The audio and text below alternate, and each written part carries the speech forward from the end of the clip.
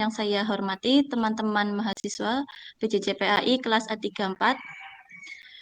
Semoga siang hari ini masih semangat, masih diberi kesehatan, dan masih bisa melanjutkan materi pada siang hari ini. Topik yang akan kita bahas ialah peserta pendidikan Islam. Sebelumnya, perkenalkan, nama saya Riza Septiani, dan saya akan memperkenalkan anggota kelompok kami. Yang pertama, Ibu Rizkiana sebagai narasumber, yang kedua Bapak Pringga Aldior sebagai penjawab pertanyaan dan kesimpulan. Selanjutnya, saya akan membacakan rangkaian acara pada siang hari ini. Yang pertama yaitu pembukaan, yang kedua penyajian materi, yang ketiga sesi tanya jawab, yang keempat penutup, yang kelima masukan dari dosen pembimbing. Selanjutnya, untuk mempersingkat waktu, marilah kita buka acara pada siang hari ini dengan bacaan basmalah bersama. Bismillahirrahmanirrahim. Bismillahirrahmanirrahim. Dan selanjutnya adalah penyajian materi yang akan disampaikan oleh Ibu Rizkiana. Kepadanya saya persilahkan. Terima kasih Bu Reza atas waktunya. Assalamualaikum warahmatullahi wabarakatuh. Waalaikumsalam. Ya. Alhamdulillahirrabbilalamin. Wabihi nasta'inu ala umri dunia waddin. Wassalatu wassalamu ala asrafil anbiya'i wal mursalin. Wa ala alihi wa sahbihi ajma'in. Amma ba'du. Yang saya hormati Bapak dosen, ketua kelas, dan mahasiswa A kelas 34. Pada kesempatan kali ini saya ingin mempresentasikan materi tentang peserta pendidikan Islam. Pengertian peserta didik. Secara etimologi, peserta didik dalam bahasa Arab disebut juga dengan tilmid. Jamaknya adalah talamid, yang artinya adalah murid. Maksudnya adalah orang-orang yang mengingini pendidikan. Dalam bahasa Arab dikenal juga dengan istilah tolib, jamaknya adalah tulab, yang artinya adalah mencari. Maksudnya adalah orang-orang yang mencari, orang-orang yang mengingini pendidikan. Secara terminologi, peserta didik adalah anak didik atau individu yang mengalami perubahan dan perkembangan, sehingga masih memerlukan bimbingan dan arahan dalam membentuk kepribadian, serta sebagai bagian dari struktural proses pendidikan. Dengan kata lain, peserta didik adalah seorang individu yang tengah mengalami fase perkembangan atau pertumbuhan, baik dari segi fisik dan mental maupun pikiran. Lanjut ke peserta didik dalam pendidikan Islam. Peserta didik adalah seorang siswa, murid, serta mahasiswa. Seluruhnya menjadi objek kajian pendidikan. Dalam pendidikan Islam, peserta tidak sebatas anak didik, tetapi seluruh manusia adalah peserta didik. Bahkan, pendidik pun disebut juga dengan peserta didik. Karena tidak ada manusia yang ilmunya mengungguli ilmu Allah.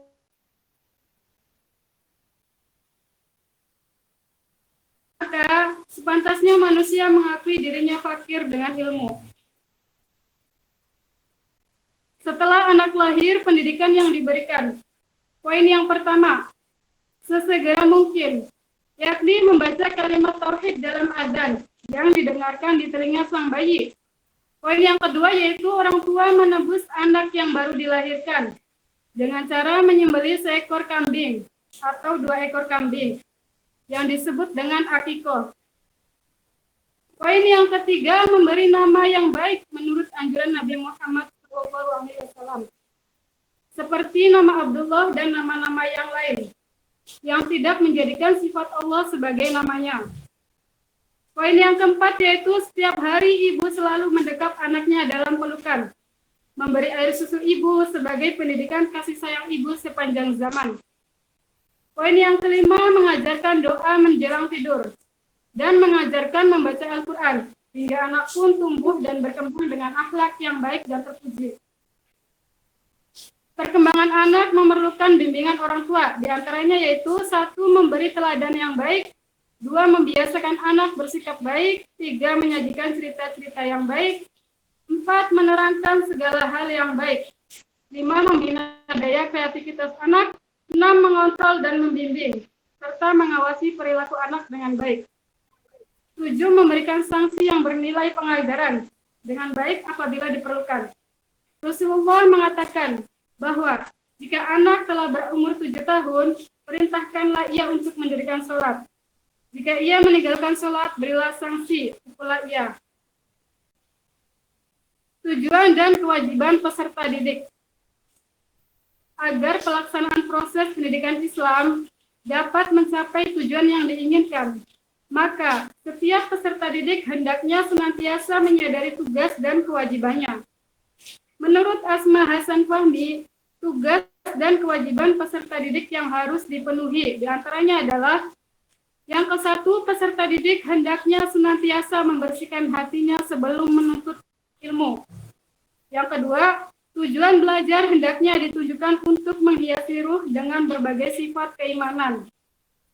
Yang ketiga, setiap peserta didik wajib menghormati pendidiknya. Yang keempat, peserta didik hendaknya belajar secara sungguh-sungguh dan tabah dalam belajar. Sedangkan kewajiban peserta didik diantaranya yaitu sebelum belajar hendaknya terlebih dahulu membersihkan hatinya dari segala sifat buruk.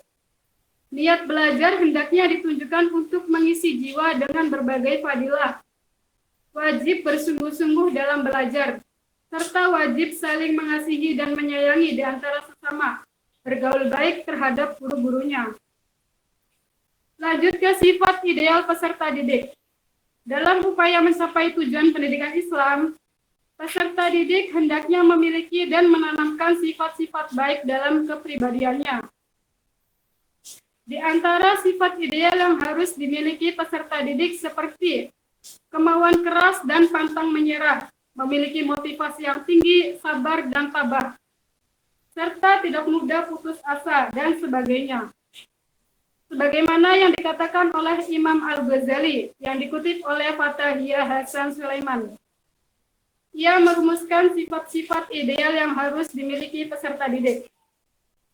Yang ke-1, belajar dengan niat ibadah, mempunyai akhlak yang baik, dan meninggalkan yang buruk. Yang kedua, bersifat tawadu atau rendah hati. Yang ketiga, menjaga pikiran dari hal-hal yang negatif. Yang keempat, mencari ilmu yang terpuji, baik ilmu umum dan ilmu agama. Yang kelima, belajar secara bertahap, dari yang mudah ke yang lebih sulit. Yang keenam, mempelajari ilmu sampai tuntas, baru beralih ke ilmu yang lain. Yang ketujuh, memprioritaskan ilmu diniyah atau ilmu agama, baru ke ilmu duniawi. Yang kedelapan, dapat menerapkan ilmu yang telah dipelajari dalam kehidupan sehari-hari. Yang kesembilan, dan dapat membagi ilmu yang telah dipelajari. Kebutuhan peserta didik. Kebutuhan peserta didik adalah suatu kebutuhan yang harus didapatkan oleh peserta didik untuk mendapatkan kedewasaan. Kebutuhan peserta didik harus diberikan oleh pendidik. Menurut buku yang ditulis oleh Ramayes, ada 8 kebutuhan peserta didik yang harus dipenuhi. Di antaranya yaitu yang ke-1, kebutuhan fisik. Fisik seorang peserta didik selalu mengalami pertumbuhan yang cukup pesat. Proses pertumbuhan fisik terbagi menjadi 3 tahapan. Tahap yang pertama, peserta didik pada usia 0 sampai 7 tahun. Pada masa ini, peserta didik masih mengalami proses kekanak-kanakan. Tahap yang kedua, pada usia 7 sampai 14 tahun. Pada usia ini biasanya peserta didik telah mengalami masa sekolah yang didukung dengan peraihan pendidikan formal. Tahap yang ketiga, peserta didik pada usia 14 sampai 21 tahun. Pada masa ini, anak mengalami masa puberitas yang akan membawa kepada kedewasaan. Pada masa perkembangan inilah, seorang pendidik perlu memperhatikan perkembangan seorang didik. Karena pada masa ini, seorang mengalami masa yang penuh dengan pengalaman. yang secara tidak langsung akan membentuk kepribadian peserta didik itu sendiri. Lanjut, yang kedua, kebutuhan sosial. Kebutuhan sosial adalah kebutuhan yang berhubungan langsung dengan masyarakat, agar peserta didik dapat berinteraksi dengan masyarakat lingkungannya. Yang ketiga, kebutuhan untuk mendapatkan status. Kebutuhan untuk mendapatkan status adalah kebutuhan yang dibutuhkan peserta didik untuk mendapatkan tempat dalam suatu lingkungan. Yang keempat, kebutuhan mandiri. Ketika seorang peserta didik telah melewati masa anak-anak dan memasuki masa keremajaan, maka peserta didik perlu mendapatkan kebebasan untuk ia membentuk kepribadiannya berdasarkan pengalaman. Yang kelima, kebutuhan untuk berprestasi. Untuk kebutuhan ini, peserta didik harus terlebih dahulu mendapatkan kebutuhan status dan mandiri, karena secara tidak langsung, peserta didik akan mampu rasa kepercayaan diri dan kemandiriannya. Kedua hal ini yang akan menuntun langkah peserta didik untuk dapat berprestasi. Yang keenam, kebutuhan ingin disayangi dan dicintai. Kebutuhan ini sangatlah penting untuk peserta didik dalam mengarungi kehidupan ini dan dalam masa-masa pendidikannya. Yang ketujuh, kebutuhan untuk curhat. Ketika peserta didik tengah mengalami masa pubertas, maka peserta didik tengah mulai mendapatkan problema-problema keremajaan. Kebutuhan curhat biasanya ditujukan untuk mengurangi masalah yang ia hadapi. Yang terakhir, kebutuhan untuk memiliki filsafat hidup. Pada hakikat setiap manusia memiliki filsafat, walaupun ia tidak menyadarinya. Begitu juga dengan peserta didik, ia memiliki ide dan keindahan, serta pemikiran yang harus dieksplor. Sekian materi dari kami tentang pengertian peserta pendidikan Islam. Wassalamualaikum warahmatullahi wabarakatuh. Kepada Bunda kami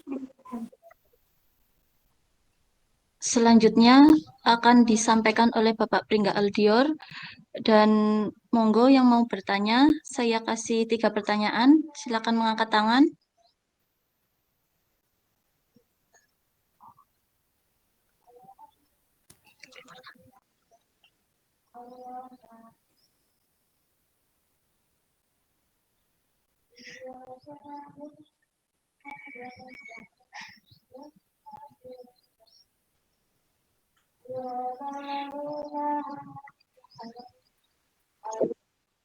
Ya silakan Bapak Pringga.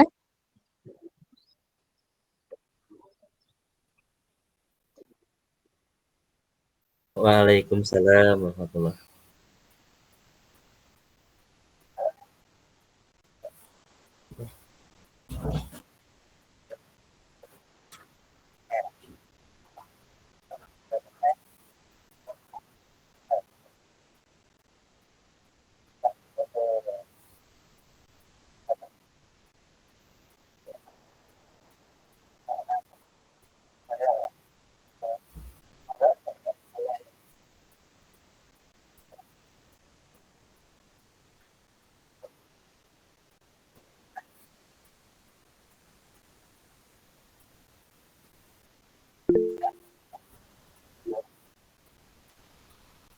Baik Pak Yusuf, maksudnya melanjutkan pendidikan gitu kali Pak Yusuf ya? Apa melanjutkan?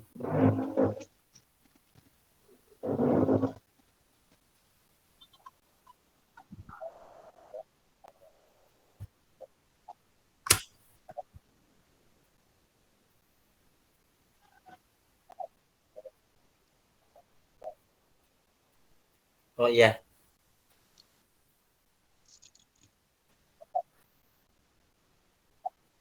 iya.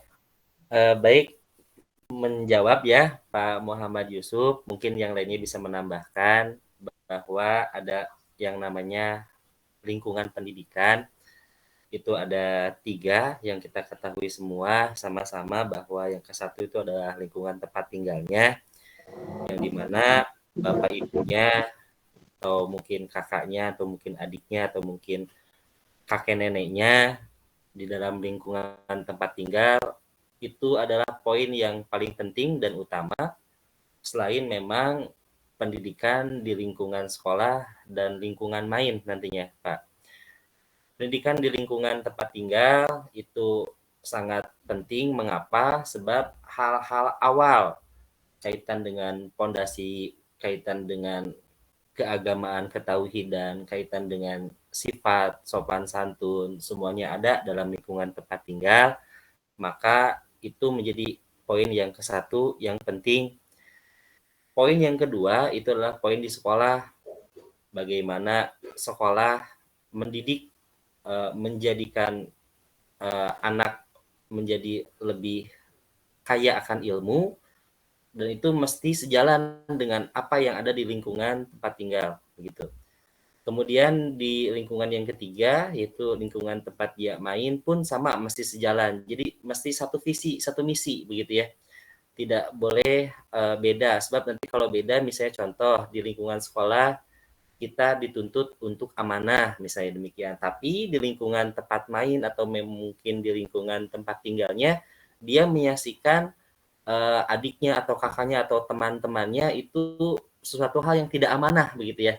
Sedangkan di sekolah dia dituntut untuk amanah, misalnya demikian. Maka itu akan membuat bingung, begitu. Akan membuat bingung kok beda, begitu ya.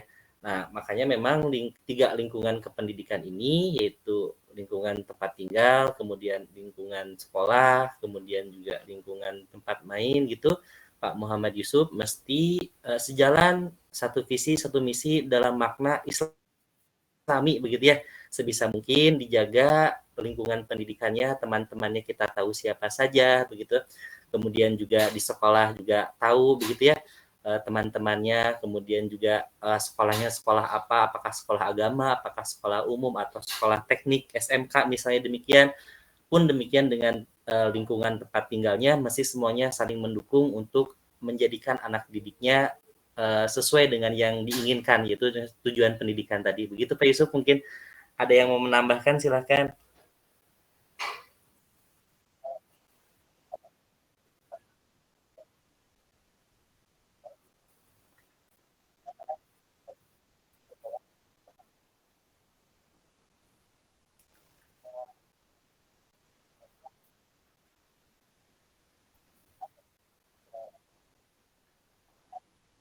Iya, iya.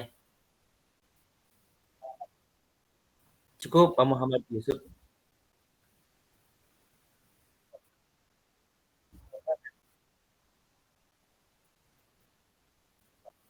Iya, insya Allah ketika memang tempat tinggal situasinya nyaman dan mendukung, begitu ya. Kemudian sekolah aliyah nyaman buat dia dan teman-teman dia mendukung, begitu ya. Insya Allah sekolahnya juga mendukung.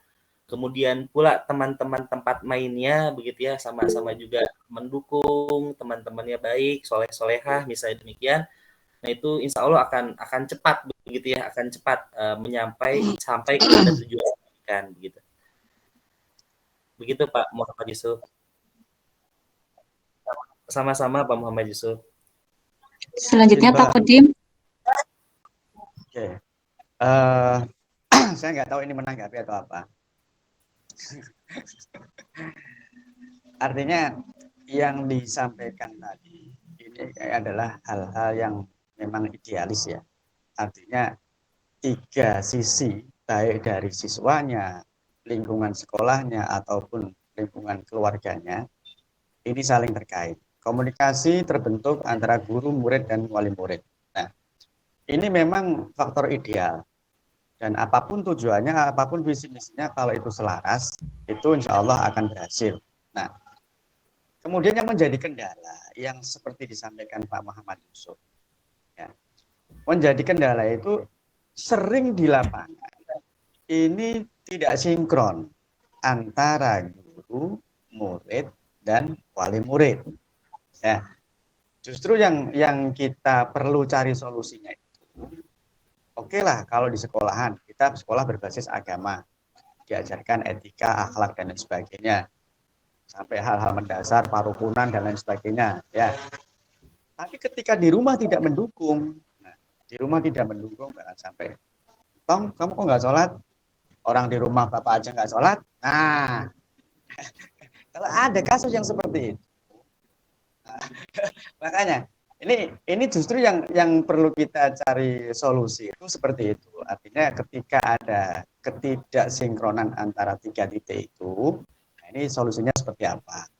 Dan saya yakin hampir semua guru ini punya pengalaman seperti itu.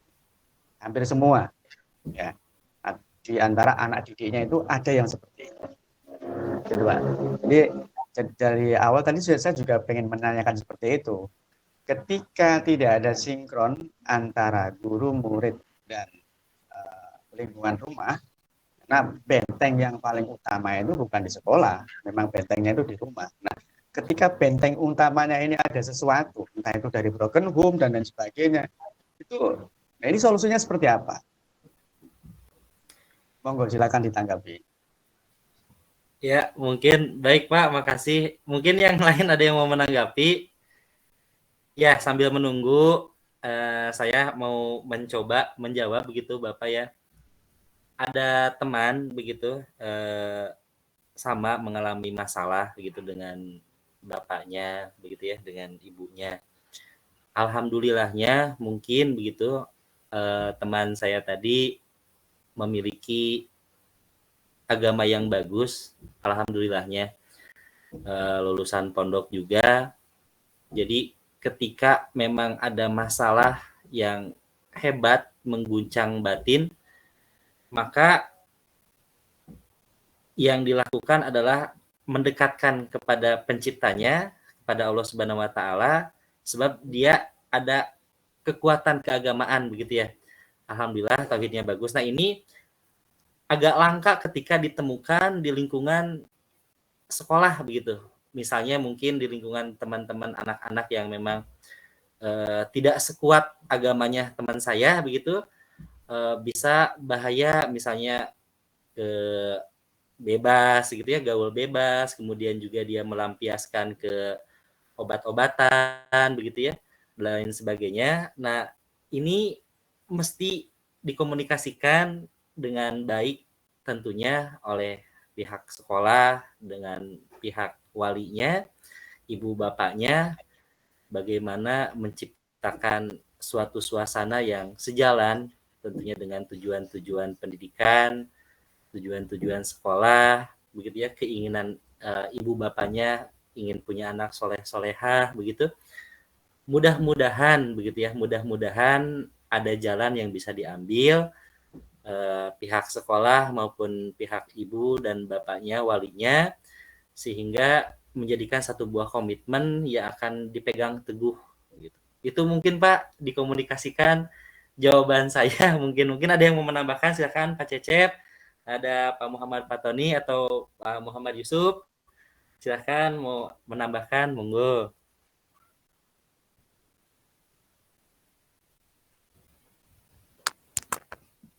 Pak Fatoni sebagai pendidikan menengah ke atas nih. Tanggapi Pak Fatoni.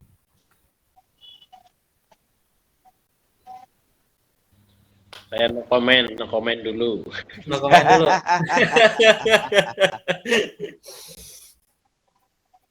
Silakan Pak Cecep, mainkan Pak Cecep. Tapi memang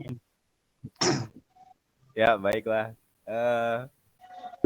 Alhamdulillah ya, saya juga pernah punya pengalaman seperti itu. Jadi ada anak yang memang ya itu mungkin sekuat agamanya teman Pak Pringga. Jadi ada salah satu murid dia memang sangat bermasalah dan mungkin saya perhatikan memang dia permasalahnya itu bukan karena dia bermasalah tapi memang mencari perhatian. betul. Gitu. Jadi kadang dia bermasalah itu bukan karena dia ingin punya masalah, tapi memang ingin mencari perhatian saja. Jadi sebagai seorang guru, yang pertama kita harus mengetahui hal itu, ya. Kemudian kita mengetahui latar belakangnya, kita juga mencari tahu latar belakangnya, kemudian berkomunikasi dengan orang tuanya itu perlu. Kenapa? Karena memang porsi tanggung jawab antara sekolah dan keluarga lebih besar keluarga.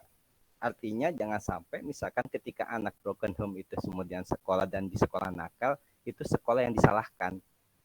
Seperti itu. Jadi memang komunikasi aktif harus dilakukan pihak sekolah dengan keluarga, khususnya yang menjadi wali. Tadi benar kata Pak Pringga, komunikasi intens sehingga bisa kita dapat solusi terhadap permasalahannya.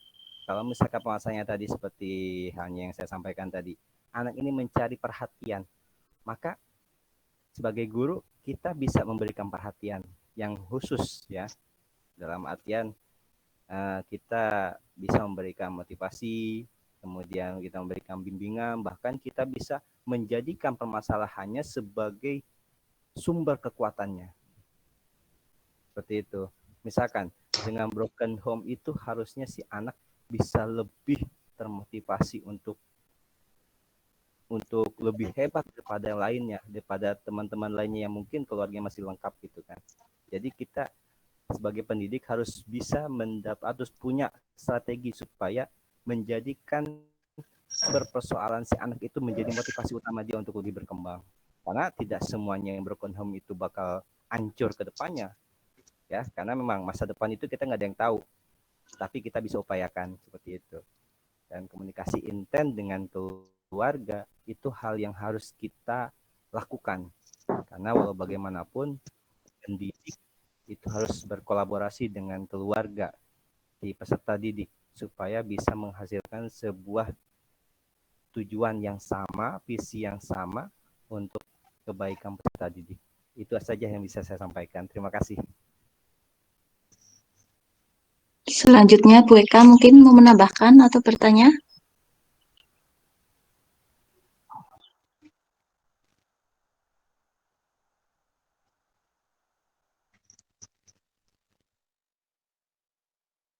Bu Eka, monggo. Ya, terima kasih Pak Cecep. Atau yang lain ada yang mau menambahkan apa kita cukupkan saja begitu?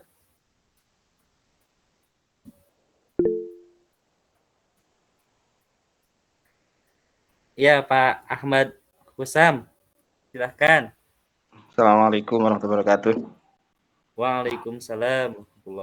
Tadi saya mendengar materi terkait dengan sanksi terhadap anak dan dulu kami kecil ketika kami mendapatkan dari guru, terus kita melaporkan ke orang tua, itu mungkin nanti di rumah akan dimarahin lagi. Jadi untuk sekarang ini yang dilema ketika ada anak nakal terus kita mau bertindak secara fisik atau sanksi yang seperti apa kira-kira, karena kalau fisik nanti urusannya panjang nanti soalnya. Terima kasih.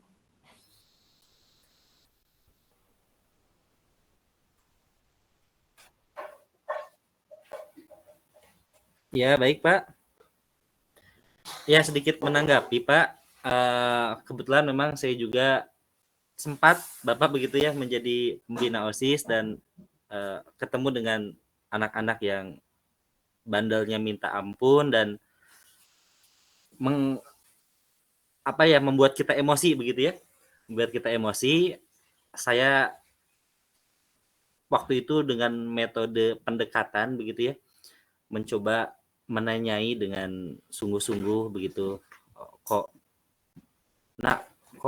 bandel amat begitu ya, atau mungkin ada masalah apa ini sebetulnya begitu ya. Sebab saya yakin kenakalan itu ditunjukkan hanya sebatas bentuk meluapkan emosi begitu ya. Nah, ini masalahnya apa begitu kan kita tidak tahu begitu ya. Dan saya mencoba menanyai dengan hati ke hati begitu ya. Dia alhamdulillah mau untuk membukakan masalahnya. Kemudian juga alhamdulillah sedikit demi sedikit bisa saya kasih masukan begitu ya, dikasih fokus yang lebih kepada anak itu begitu. Alhamdulillah walaupun memang tidak singkat waktunya, tetapi perubahan kepada yang lebih baik itu mulai muncul begitu, mulai kelihatan begitu Bapak Ibu. Nah, itu adalah salah satu pendekatan yang sudah saya lakukan dulu begitu ya. itu memulai dengan pendekatan hati ke hati begitu mungkin, atau ada yang mau menambahkan lagi, silakan Bapak Ibu.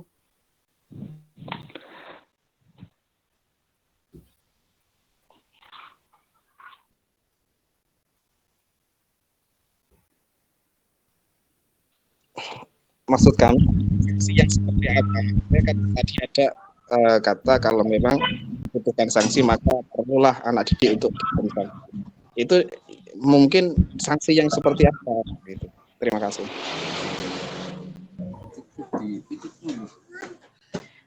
Boleh saya tambahkan, Pak? Iya, silakan Ibu Eka Gustianti. Ya, terima kasih. Kalau misalnya ingin memberikan sanksi itu, tapi sanksi ini jalan yang paling terakhir yang harus diberikan, Pak ya, setelah misalnya anak-anak itu melakukan sebuah kesalahan, jangan langsung diberikan sanksi. Bapak harus melakukan beberapa upaya seperti yang dilakukan oleh Pak Pringgat tadi itu. Tapi kalau untuk sanksi, ini hal yang paling terakhir yang harus kita lakukan setelah tidak ada lagi jalan. Apakah kasus anak yang Bapak tangani itu sudah nggak ada jalan lagi selain hanya untuk diberikan sanksi? Pak siapa tadi? Pak siapa yang bertanya tadi? Pak Ahmad Husam, Bu. Nah, Pak Ahmad, apakah itu anaknya sudah nggak ada jalan lagi selain hanya diberikan sanksi? Nah, Bu, bukan apa pengalaman pribadi. Saya sebagai memberi sanksi, saya cuma bertanya. Tadi ada materi yang mengatakan materi si pemateri dibacakan bahwasanya kalau memang perlu sanksi maka ya disanksi. Nah, yang saya tanyakan sanksi yang seperti apa gitu. Karena kalau secara fisik mungkin kita yang nanti membahayakan kita sendiri. Tapi kalau misalnya sanksi, berikan sanksi yang bermanfaat untuk dia, Pak. Misalnya, contohnya begini, dia ini anaknya tidak suka menulis. Misalnya, contohnya karena saya ini ngajarnya di TK. Jadi kalau saya memberikan sanksi, saya berikan sanksi dia yang mendidik, tapi yang bermanfaat bagi dia. Misalnya, ini karena kasus saya di TK, Pak ya. Jadinya saya misalnya anak ini tidak suka menulis. Jadi saya berikan sanksinya kepada yang menulis hanya karena dia tidak menyukai menulis. Kalau misalnya dia suka bermain, saya berikan sanksinya itu sanksi diam, tidak boleh bermain. Jadi saya ini pengalaman pribadi saya sebagai guru walaupun saya di TK. Jadi apa yang saya sampaikan itu ya pengalaman saya, Pak ya. Jadi misalnya kalau untuk guru madrasah yang lebih tinggi, mungkin lain sanksi yang diberikan. Kalau untuk saya, misalnya seperti itu sanksi yang kami berikan. Jadi ketika mereka suka bermain, otomatis sanksinya itu harus sanksi diam. Sehingga dia itu jarang melakukan, misalnya mau memukul temannya. Misalnya ketika dia memukul temannya itu, jadi dia harus meminta maaf dulu kepada Allah. Kita ajarkan dia untuk beristighfar ketika melakukan sebuah kesalahan itu. Yang pertama kali dia lakukan itu kita ajarkan dia untuk istighfar. Setelah itu minta maaf, baru kita berikan sanksi, yaitu berupa sanksi yang bermanfaat untuk dia. Jangan kita berikan langsung sanksi fisik, karena itu sangat membahayakan. Walaupun anaknya sudah besar, terakhir yang kita lakukan itu sanksi fisik. Itu saja Pak. Afwan.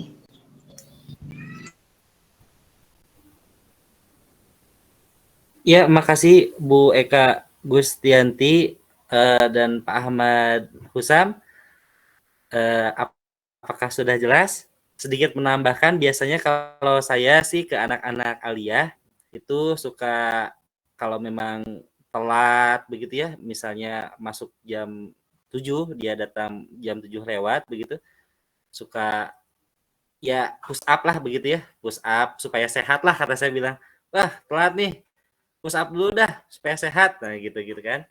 Jadi, oh iya Pak, gitu kan, push up begitu kan. Itu kan juga tidak memukul begitu ya, tidak ini, cuman fisik supaya sehat begitu ya, atau mungkin apa namanya keliling lapang begitu ya, keliling lapang juga itu kan dengan tujuan supaya apa namanya dia tidak telat lagi dan tidak jadi sehat begitu ke badannya. Mungkin begitu Pak Ahmad Husam, atau mungkin ada yang lain, ada yang mau menambahkan lagi, silahkan.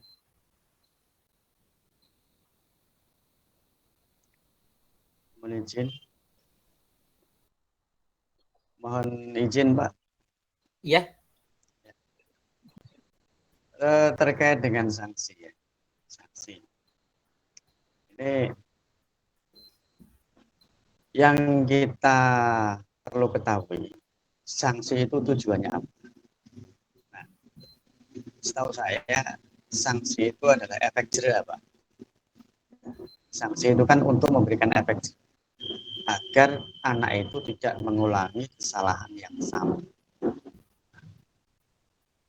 Mungkin pertama dengan bahasanya ungkapan yang halus atau ungkapan yang kasar, ya. Terus meningkat lagi ketika tidak mempan bahasanya, dan yang terakhirnya dengan fisik. Bahkan kadang juga fisik itu juga nggak mempan, terakhir dengan doa, bahasanya kan gitu. Nah, yang menjadi kendala kita di lapangan, apalagi ada program dari Kemenak itu kan bahasanya mas sekolah ramah ya, sekolah ramah dan nggak boleh main fisik. Nah, sekolah ramah tidak boleh main fisik. Ini dilema, Pak. Dilema, terus terang dilema. Artinya ketakutan guru untuk memberikan sanksi, baik itu berupa fisik terutama nih ya. Nah, ini membuat anak itu seolah-olah ngeremehin guru. Nggak diapa-apain kok. Bahasanya kan gitu. Nah, ini yang menjadi dilema kita. Padahal untuk sanksi berupa fisik pun kita juga diajarkan oleh agama. Anak itu kalau nggak mau sholat kan boleh dipukul tapi yang tidak membahayakan dirinya. Kan seperti itu. Ada tahapan-tahapannya. Seperti yang dibilang Bu Eka itu tadi. Kita cari permasalahannya apa. Nah, dan juga dalam memberikan sanksi itu juga kita juga istilahnya melihat situasi dan kondisi. Jangan sampai anak itu dihukum oleh lingkungan. Artinya kita memberikan sanksi di depan teman-temannya langsung. Nah, ini juga perlu diwaspadai. Tidak semua anak punya ketahanan mental yang kuat. Bahasanya gitu. Ya, tidak semua anak didik kita itu punya ketahanan mental yang kuat. Ada yang istilahnya ditegur di depan teman-temannya sehingga membuat dia itu down. Nah, ini juga psikis nih. Jadi udah sanksi sosial itu malah. Dan yang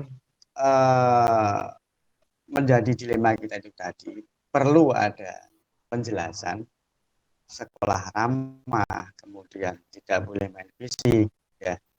Bahasanya itu apa ya? Implementasi di lapangan itu seperti apa?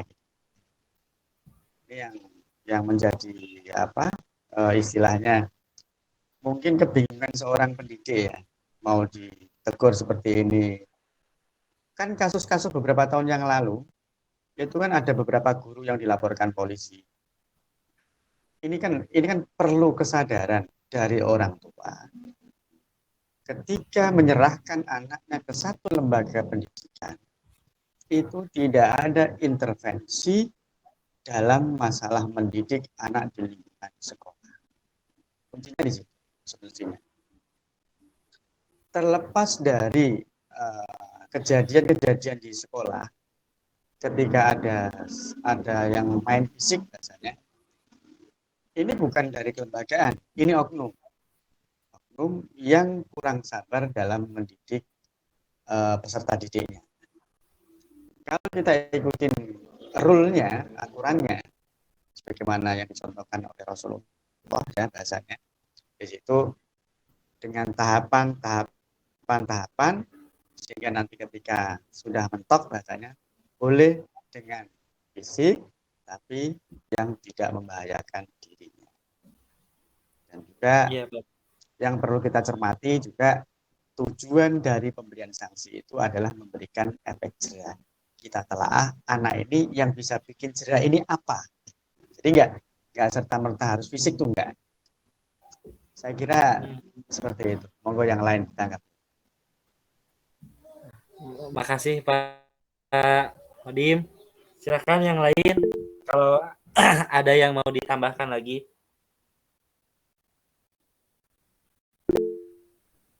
Silakan Pak Zainal Abidin. Baik, syukron. Assalamualaikum warahmatullahi wabarakatuh. Waalaikumsalam. Jazakallah atas waktunya. Jadi mungkin eh, lain ladang lain ilalang gitu bahasanya ya. Jadi mungkin kalau anak-anak siswa-siswa yang di Pulau Jawa mungkin apa ya bahasanya eh, secara apa ya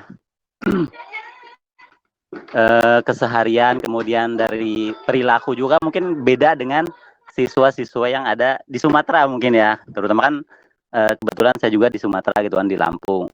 Artinya mungkin cara memberikan sanksinya juga mungkin agak berbeda gitu kan. Kalau di sini seumpama sampai sanksi hukuman berat aja kadang kan siswa itu ya tetap begitu gitu kan. Kayaknya nggak ada efek jerahnya gitu kan. Ya mungkin tadi Pak Khodim katakan yang terakhir yaitu dengan doa mungkin itu yang paling mustajab.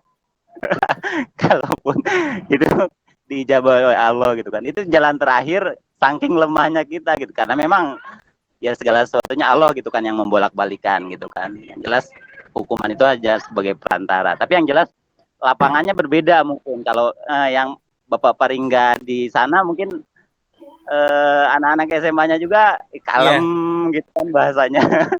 Kalau yang di Sumatera itu ya gurunya aja diajak gelut mungkin bahasanya. Menghilang. Ya. Satu hal yang sedikit menambahkan ya mungkin doa yang tajam makbul begitu ya. Doa pendidik insya Allah dikabul, mudah-mudahan suatu saat nanti anak didik kita bisa. Ini kalau saya tambahkan sedikit Pak, izin Pak. Jadi dalam memberikan sanksi kepada anak didik pun jangan ada terbersit rasa benci terhadap anak didik. Gitu.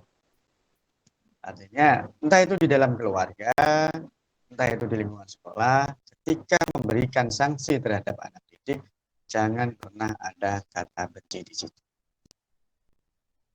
Itu kalau yang tadi yang Bapak bilang doa itu yang terakhir, ya memang kita bisa apa, kita serahkan sana kan gitu ya, kita serahkan sama Allah, kita sudah berusaha semaksimal mungkin. Biasanya kan gitu.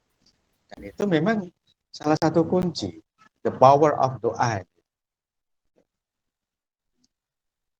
Ikhtiar kita secara fisik itu nggak seberapa dibanding dengan yang terakhir itu dengan kepasrahan untuk berdoa. Makanya Allahumma barik lana fi talamidatina itu penting sekali. Kurang lebih seperti bapak-bapak, ibu-ibu. Boleh dilanjut.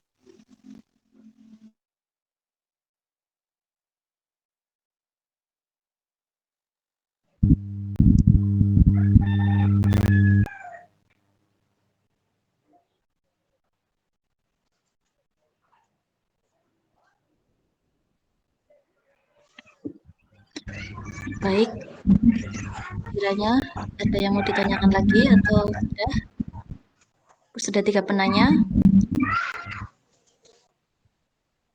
Saya akhiri presentasi Pak. Gimana Pak Pringga?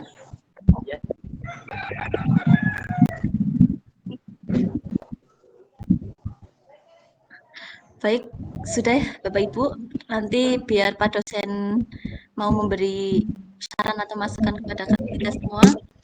Saya akhiri presentasi dari kelompok 10. Saya mewakili teman-teman dari kelompok 10. Mohon maaf apabila dalam menyampaikan materi. Bu, disimpulkan dulu Bu. Bapak Pringga monggo mau menyimpulkan? Ada suara dari apa yang kita bicarakan tadi disimpulkan poin-poinnya, baru nanti pamitan Bu. Silakan Ibu disimpulkan dulu. Kerjain Bu. Sudah mau pulang itu ibunya malah suruh balik lagi. Saya buka HP dulu ini di handphone.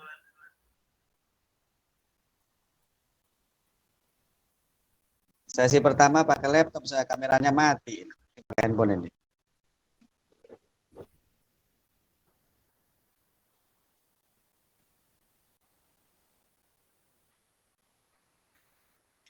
Oke, baik.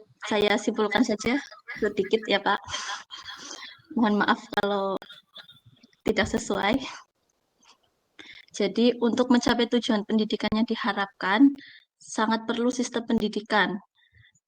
Sistem pendidikan tersebut harus diperkuat dengan komponen-komponen pendidikan, salah satunya adalah peserta didik yang terpenuhi seluruh aspek pendidikannya. Salah satunya ialah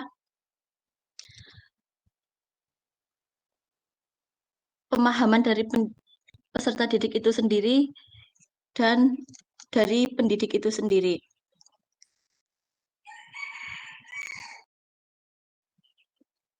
Dan untuk peserta didik harus menjalankan kewajiban-kewajiban dan etika-etika yang ada dalam menuntut ilmu, yang ada dalam pada saat menuntut ilmu, supaya saat menuntut ilmu itu mendapat kemudahan dan tercapai apa tujuan dari tujuan pendidikan itu sendiri. Mungkin Pak Pringga mau menambahkan, silakan, itu yang saya rangkum. Cukup Ibu, sip, mantap.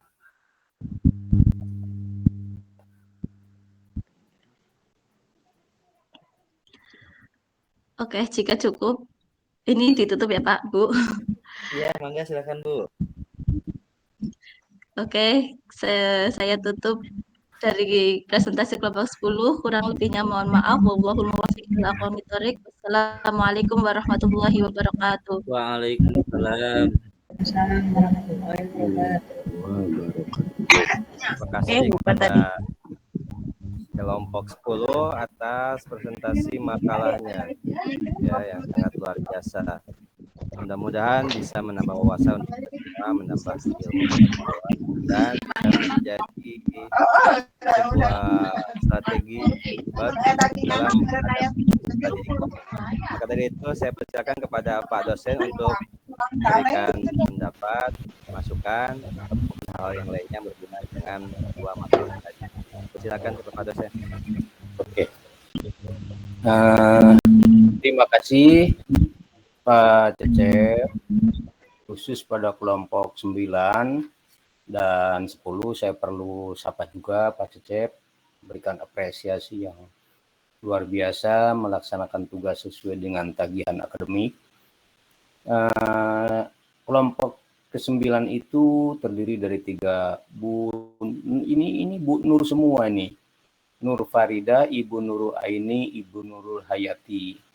Mudah-mudahan semuanya menjadi sebuah cahaya untuk bisa memberikan berikan masukan-masukan dan komitmen-komitmen baik untuk peserta didik maupun anak didik kita. Baik, sebelum saya menyimpulkan dan beberapa hal yang perlu saya tekankan dalam hal diskusi ini. Jadi teman-teman sudah mulai menyudutkan pembicaraan mengenai isu-isu yang terjadi di lapangan dalam rangka Bapak dan Ibu tugas pengalaman-pengalaman. Betul, itu Bapak dan Ibu memang ya menata anak itu ya luar biasa. Mendidik anak itu sangat tidak mudah. Luar biasa, ini tugasnya pendidik ini. Tugasnya kita ini luar biasa. Sampai saya juga sharing pengalaman itu. Ada teman saya jadi guru waktu di SMP. Nah ini dalam rangka mengimplementasikan tata tertib di sekolah, satu persatu dia lakukan. Sampai pada seorang murid yang memang dianggap rambutnya itu melebihi batas. Tidak sesuai dengan etika yang dilakukan di sekolah menengah pertama waktu itu, SMP. Rambutnya ya gondrong lah, mengikuti pada perilaku-perilaku yang memang perlu perbaikan. Di saat itu teman saya ya mencobalah merapihkan sebetulnya terhadap rambut anak didik itu. Sebetulnya itu. Tapi di balik itu, rupanya anak itu ya memberikan info kepada orang tuanya yang memang kurang tepat. Nah, sehingga orang tua itu bahkan berbalik. Pak gurunya menggunting rambut anak didiknya, Pak gurunya malahan digunting rambutnya oleh orang tuanya. Nah, ini memang kejadian semacam inilah menjadi sebuah prihatin dan fokus pembicaraan kita juga. Jadi bagaimana untuk bisa memberikan satu sanksi-sanksi yang memang perlu wajib kita lakukan kepada mereka sebagai tanggung jawab moral seorang pendidik. Tentunya perlu ada komitmen. Jadi tata tertib sekolah itu perlu dikomitmenkan dan disosialisasikan dengan tegas kepada siswa dan orang tua. Betul tadi kata Pak Khodim, Pak Pringga, Ibu Eka, Pak Ahmad, dan Pak Yusuf, teman-teman, bahwa orang tua itu wajib diliputkan sebuah tim dalam pembelajaran itu. Jadi tata tertib itu perlu dijadikan komitmen, kontrak kalau perlu. Ya, supaya nanti Bapak dan Ibu guru akan melakukan tindakan itu sudah merupakan suatu kewajaran dan sudah dimaklumi oleh pihak anak dan orang tua. Nah, orang tua pun jangan separoh-separoh menitipkan anak dalam rangka untuk diperbaiki tadi. Nah, ini mestinya. Jadi sudah tidak ada lagi namanya balas dendam. Wah, ini memang merupakan satu gejala-gejala yang memang tidak sepantasnya dalam lembaga pendidikan itu. Jadi dibuatkanlah kontrak komitmen bersama antara sekolah, siswa, orang tua. Nah, ini orang tua ini wajib. Jangan orang tua itu lepas. Oh, saya sudah lepas lah. Jadi perlu adanya feedback, timbal balik untuk controlling terhadap anaknya. Nah, tentunya tadi dari Ibu Nurul dan teman-teman, bagaimana ini? Fungsi konseling perlu ditajamkan kembali untuk mengklinis, ya, untuk melihat gejala apa anak ini kok bisa lain dengan yang lain. Nah, ini mungkin langkah awal. Di penyelidikan terlebih dahulu, di klinis. Nah, setelah di klinis mungkin perhatian secara khusus kalau memang tidak bisa di klinis. Nah, perhatian khusus itu ya konseling untuk bisa melihat. Kemudian juga BK berfungsi untuk melihat tingkah-tingkah yang khusus yang dimiliki oleh anak itu gejala apa internal, apa eksternal. Nah, tentunya juga bagi anak-anak yang memang memiliki masalah yang berkaitan dengan keluarga, mungkin orang tuanya berpisah, bisa berpisah meninggal atau cerai, atau ditinggal bekerja. Nah, ini tentunya ini akan mudah sekali. Internal dan eksternal anak itu akan muncul dan menjadi sebuah penyelewengan moral nantinya, penyelewengan terhadap tata tertib. Pelampiasannya itu. Pelampiasannya. Jadi pelampiasan akibat karena desakan atau faktor-faktor tadi, internal dan eksternal anak dalam keluarga. Ini saya kira perlu adanya pengangkatan wali. Kalau hanya sepenuhnya diserahkan kepada nenek dan niniknya, saya kira tidak akan full. Ada wali, mungkin mengangkat pamannya atau saudaranya yang lebih dekat untuk mengawasi dia itu. Ya, untuk mengawasi dia itu. Nah, ini saya kira perlu ada satu penegasan. Kasihan anak itu. Jangan sampai anak itu terombang-ambing. Sekolah melepaskan, neneknya tidak full, kemana pelampiasannya? Lari dia kepada teman-temannya yang memang memiliki kesenangan. Kesenangan dia itu apa? Kesenangan yang memang penekanan tadi. Ini bebas. Nah, pihak sekolah pun saya kira perlu. Artinya ada perhatian khusus tidak hanya sekedar di sekolah, tapi perlu adanya tadi saya setuju ada kunjungan ke rumah itu. Istilahnya ada home visit. Nah, nanti saya kira dalam program semester itu perlu juga ada akhir, awal, tengah itu ada semacam home visit, gitu. Melihat keliling, info kepada orang tua, kepada apa teman-temannya, bagaimana proses pembelajaran, info pembelajaran ini. Jadi jangan sampai nanti kita ini enjoy di sekolah, baik terus, nyata-nyatanya anak di rumah itu berkeliaran. Nah, ini tidak terkontrol. Toh kita tanggung jawab pendidik itu bukan hanya sebagai transfer knowledge, hanya transfer ilmu, tetapi lebih berat dari itu adalah anak memiliki prinsip-prinsip nilai-nilai agama dan memiliki amaliyah agama, sehingga diwujudkan dalam sebuah perilaku atau moral yang baik. Tentu kita pada kemarin sudah sama-sama kita mendalami ya, makna dari pendidikan itu.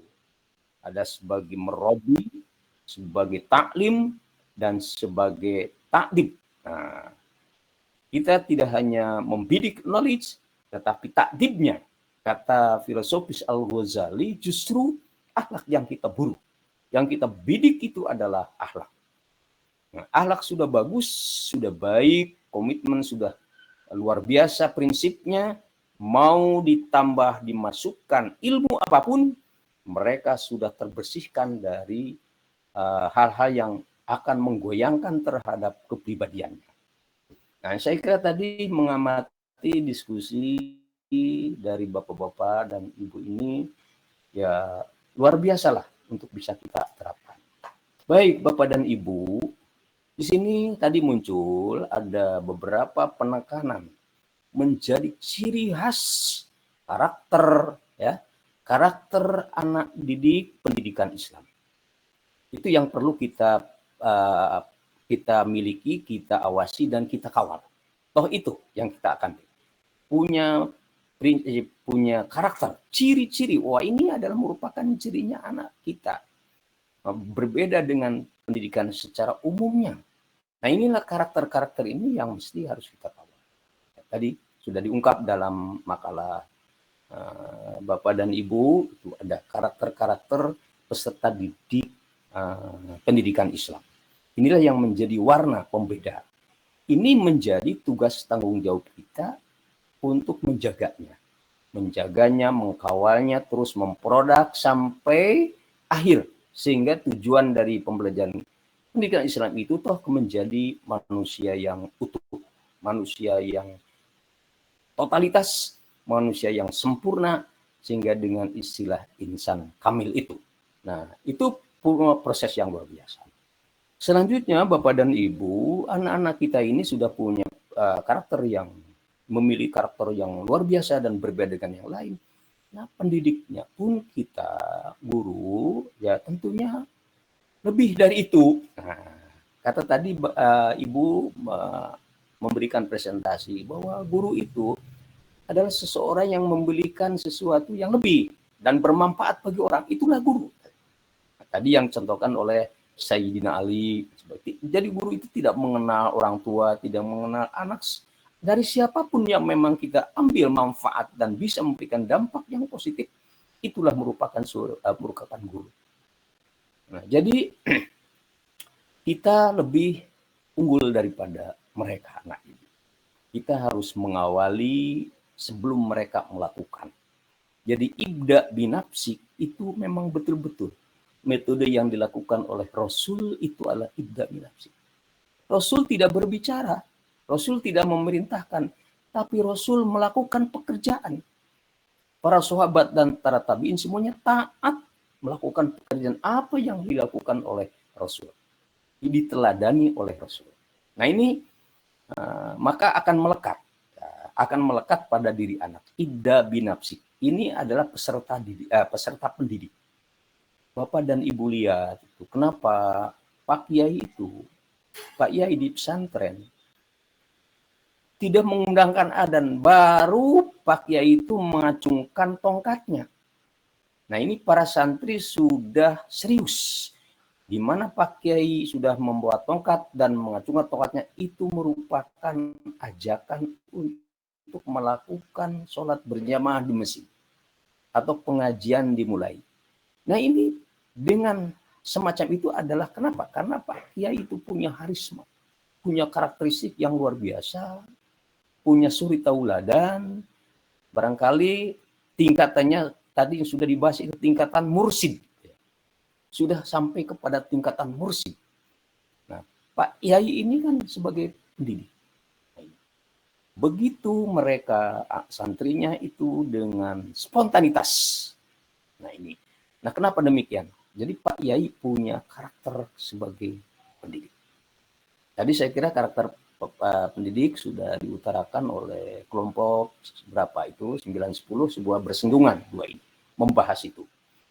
Nah ini saya kira ada beberapa tingkatan kalau saya lihat itu. Tingkatan karakter sebagai pendidik. Ada sebagai murabi. Nah, kelihatannya ada sampai tingkatan kepada mudaris. Ada tingkatan sampai kepada muzaki. Ada yang masuk tingkatan tadi pada mursid. Nah ini mursid lah tingkatan yang kelihatannya paling tinggi. Nah, kenapa dikatakan mursid pendidik itu Pak Kiai atau Bapak Ibu Guru Ustadz? Karena memang kalau sudah sampai pada tingkatan mursid, guru itu betul-betul sudah memiliki pendalaman pada spiritualnya. Pak Kiai sudah mendalami spiritualnya. Jadi santri itu manut. Tanpa ada komentar itu mereka sudah tunduk. Sampai berantri-antri untuk sama-sama dengan Pak Kiai. Itu karena kedalaman spiritual. Nah, ini guru, ya, itu menjadi bahan kita. Sudahkah kita ini memiliki spiritual yang mendalam untuk menjadi contoh anak-anak kita? Guru yang sudah tingkatan mursyid memiliki ketaatan yang sudah begitu taat dalam menjalankan ibadah. Nah ini menjadi tauladan anak-anak kita. Jangan sampai tadi seperti yang contoh yang memang anak gimana nih sudah waktunya sholat, bapak juga belum sholat. Nah ini akan menjadi kebalikan daripada anak-anak. Nah ini menjalankan ibadah. Pak Ustadz, Ibu Ustadz ini luar biasa saya melihatnya. Kemudian mursid itu ya tingkat pendidik itu memang yang dibidik adalah akhlak. Kiprahnya itu kelihatan yang secara kasat mata itu adalah perilaku akhlak. Apa yang diputuskan oleh dalam filosof kita Al-Ghazali itu didikan pendidikan yang utama itu adalah taklim. Taklim ini bisa belakangan. Taklim dulu. Akhlak mulia. Kemudian peserta didik atau guru itu yang sudah sampai pada tingkat mursyid, beliau itu berusaha untuk mempengaruhi anaknya supaya melakukan jejak apa yang dia lakukan. Usaha untuk bisa melakukan. Jadi betul-betul kalau memang anak untuk dibelajari sholat sampai terus melakukan seperti apa sholat mereka. Ikuti jejaknya Ustadz. Nah tentunya Bapak dan Ibu ini merupakan sebuah karakter tingkatan pendidikan yang memang luar biasa. Siapa ini? Insya Allah Bapak dan Ibu ini. Saya doakan Bapak dan Ibu supaya memiliki tingkat-tingkat peserta pendidik yang memiliki karakter tadi. Jadi anak kita, peserta didik kita ini berbeda dengan yang lain. Pantes itu anak-anak kita ini memiliki berbeda dengan yang lain. Menjadi perhatian orang lain. Nah, kita juga Bapak dan Ibu guru itu lain karakter dengan guru secara umum. Punya titel tingkat yang berbeda. Ya. Amanat itu lebih berat daripada guru seperti pada umumnya. Ini justru tingkat mahal ini. Jadi Bapak dan Ibu guru pendidikan Islam itu adalah merupakan tingkatan yang lebih tinggi kalau dibandingkan secara umum. Kenapa? Tadi ada nilai-nilai yang melekat dalam karakter itu. Tapi amanah itu kalau memang sedikit tercoreng, nah ini sangat berbahaya sekali.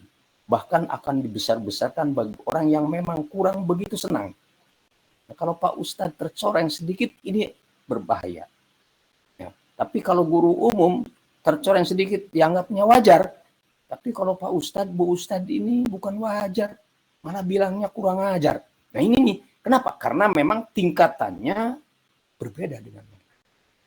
Untuk itu, saya tidak panjang lebar, sudah dikupas oleh Bapak dan Ibu. Saya terima kasih masukan kepada saya catat, ya, bisa direkomendasikan untuk pengalaman saya juga dan lembaga juga, bahwa perlu ada 2 karakter peserta didik kita yang memiliki nilai-nilai keislaman, kita kawal, kita produk, dan kita bisa sampai menghasilkan sebuah outcome yang memiliki kriteria akhlakul karimah.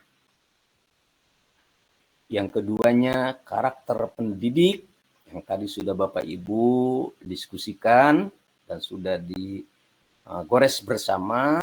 Tentunya kita mencoba internalisasikan pada diri kita. Transformasikan kepada diri kita. Nyatukan pada diri kita. Kita adalah sebagai pendidik, bukan hanya sebagai pengajar. Kalau pendidik jelas secara totalitas. Kalau mengajar itu berorientasi, tadi kata Bapak dan Ibu itu hanya sekedar pada tatanan knowledge. Tapi mendidik ini dari mulai A sampai Z itu kita terus lakukan. Nah ini kira-kira Bapak dan Ibu adalah tugas yang termulia. Menurut Allah Subhanahu wa Ta'ala adalah sebagai mu'alim derajat yang paling tinggi. Tapi secara duniawi, saya juga setuju ya kalau imbal balik jasa dalam mu'alim ini perlu mendapat perhatian. Nah, perlu adanya kesejahteraan yang perlu diperhatikan. Itu ya, anggaran pendidikan itu kalau 20% menurut saya belum cukup. Nah, kan tadi untuk mengawal karakter anak kita ini tidak mudah. Memerlukan berbagai unsur pendidikan, memerlukan berbagai media, memerlukan berbagai tenaga yang memang untuk memperhatikan mereka. Saya hanya bisa pesan pada Ibu, kira-kira mempertahankan karakter anak didik kita ini sejalan dengan perkembangan zaman ini menggunakan media dan alat. Silakan media dan alat itu adalah untuk membantu mempertajam. Bukan media alat itu justru menggeser kepada karakter anak didik kita. Ini yang berbahaya. Jadi bagaimana Bapak dan Ibu membuat sebuah rekonstruksi pendidikan Islam, baik itu secara formal, sekolah umum, terus sekolah Kementerian Agama, atau non-formal. Nah, kira-kira media pembelajaran yang mereka miliki itu kita taklukkan untuk membantu mengawal pada taraf-taraf pendidikan itu. Tentunya ya, mendorong dan mendongkrak kita sebagai pendidik, otomatis secara teknologi, ya, kita sambil berjalan, sambil pelajari, sambil dalami, dan sambil terus untuk bisa ditaklukkan dan dimanfaatkan untuk mempertajam, untuk mempercepat supaya hasil pembelajaran yang disusun oleh Bapak dalam RVP itu bisa terjelma pada diri anak. Terjemahnya bagaimana? Kemarin sudah kita bicarakan, ada evaluasi kognitif, evaluasi afeksi, evaluasi psikomotor. Baik, Bapak dan Ibu sekalian, ya saya kira panjangnya sudah dibahas Pak Cecep ya oleh teman-teman. Saya mengakhiri menghaturkan terima kasih kelompok 9 dan 10 sudah cukup bagus dan luar biasa memaparkan materi-materi dan saling melengkapi direspon oleh teman-teman. Hanya mungkin saya simpulkan tadi Pak Cecep tidak banyak. Nah, untuk itu info selanjutnya Pak Cecep, untuk pembelajaran ini kita 14 materi tentu bisa harus terakomodir semuanya karena sudah kita kontrak.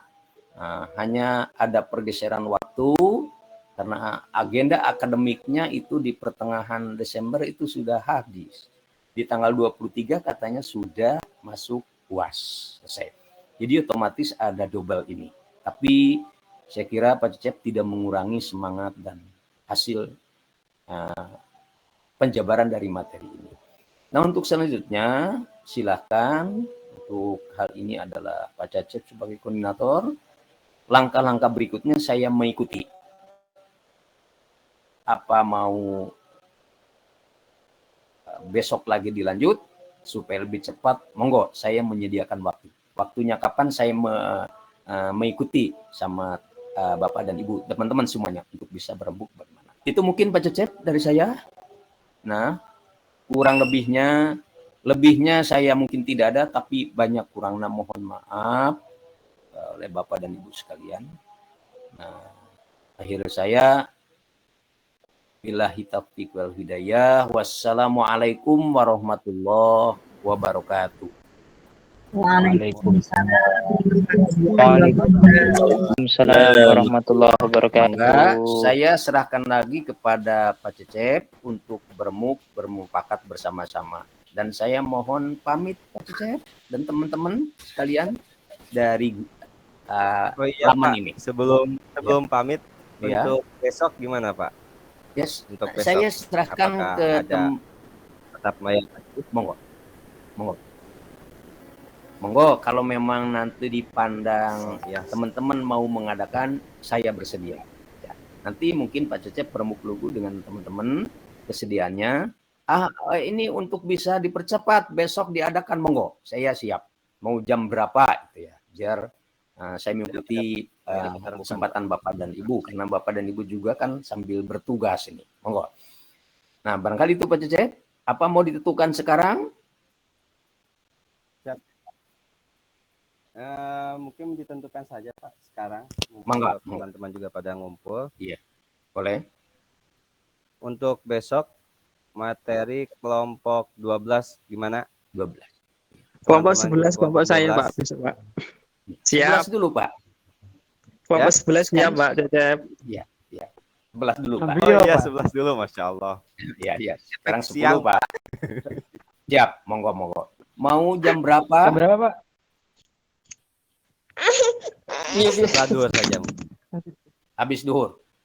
Monggo. Nanti Satu materi ya Pak? Ya, setelah duhur. saya nanti biasa Pak.